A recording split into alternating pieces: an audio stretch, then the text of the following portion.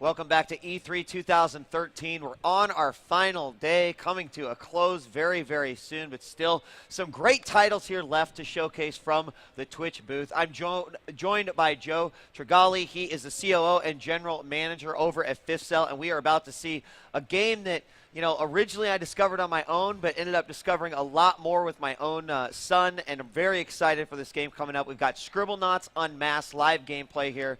Joe, thanks for joining us. Really appreciate it. Excited to be here. So the 5th installment of the series, the first time you guys have sort of taken a licensed approach to the title. But before we kind of go into what you guys are doing with this game, how great is it to just be able to continue to work off of the success of Scribblenauts? Oh, it's amazing.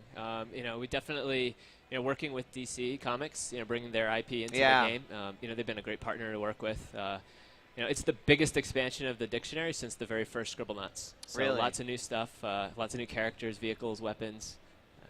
Fantastic. Well, we're going to get a chance to check out some of the live gameplay here.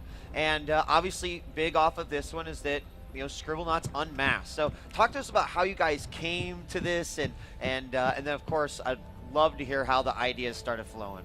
Well, this is actually the first action-focused Scribblenauts game. You know, previous Scribble games very heavily, you know, puzzle-based. You know, pick these 3 objects, you know, give them to this person. You know, this time around, there's, you know, a big focus on combat. You know, the supervillains versus superheroes. Yeah, as you see here, just spawn the whole Justice League. You know, we have all the superhero, supervillain groups. And of course, you've got Maxwell, the turn staple Maxwell. Character, right? You've got Maxwell, Lily, and a Scribblenauts-specific villain that I can't talk about. Okay.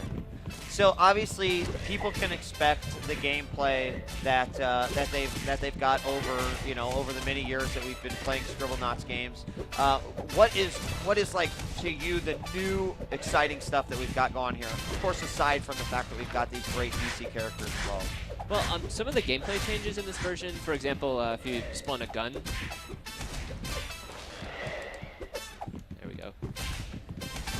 And equip it to Maxwell. So now you can control the weapon with the analog stick. So you can aim it, move it. You know, very different than previous Scribblenauts using the D-pad.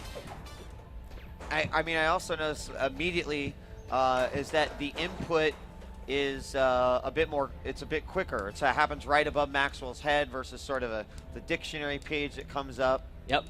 Yeah, on the DRC, the bottom screen on the Wii gamepad is where you'll enter the words, and then, you know, the object will appear. You drag it into Maxwell's hand, and you can use it.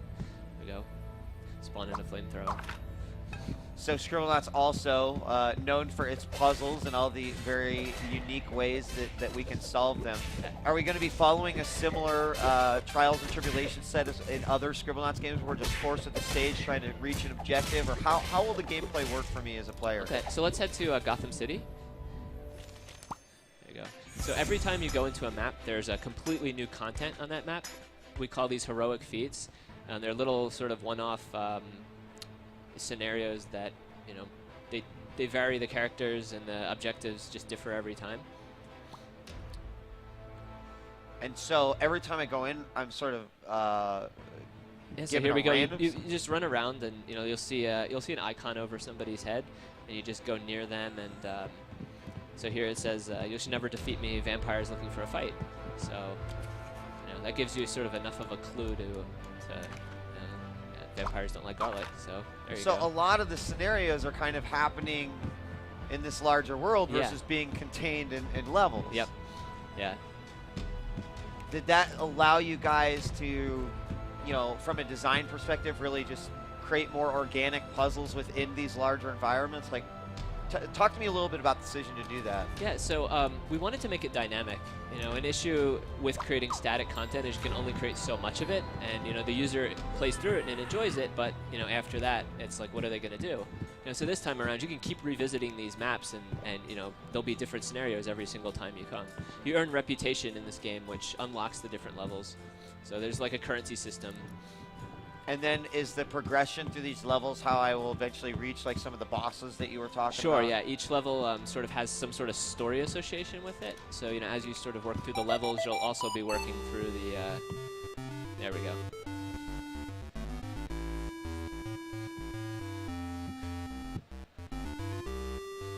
So you picked up the Yeah. Game Boy.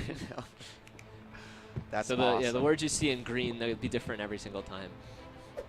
And we were able to, using the heroic feats, we're able to feature like some of the lesser known IP. Like this is a DC character, for example, that not a lot of people probably know. Whereas if we were to build one-off content, we probably would have to stick to the larger IP. Sure. But this allows us to have a ton of.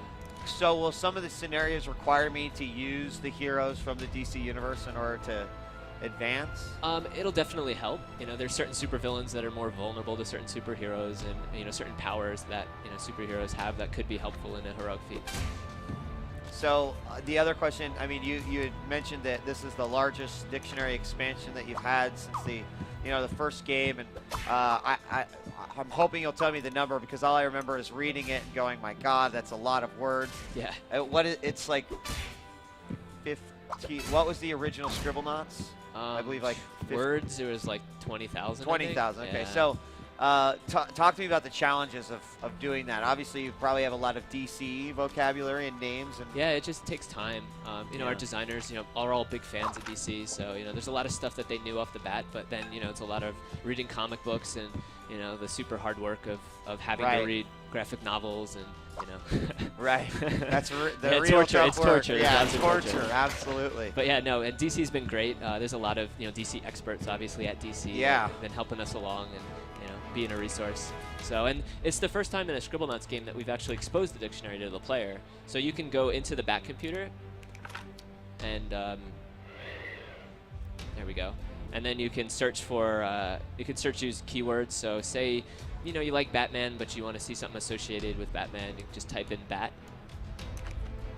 And then you'll see Batman, wow. All the different versions of Batman, different Batman vehicles, characters, scroll through them.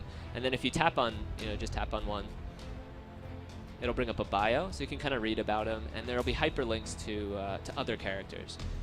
So you can actually, if you're not familiar with the DC IP, you can go in and see also and be like, I have no idea who or Bat gadgets.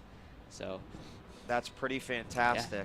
Now, available, we're just getting live gameplay here from the Wii U. What other consoles are we going to be seeing it on? Just Wii U at this time? PC and 3DS. Okay. Yep.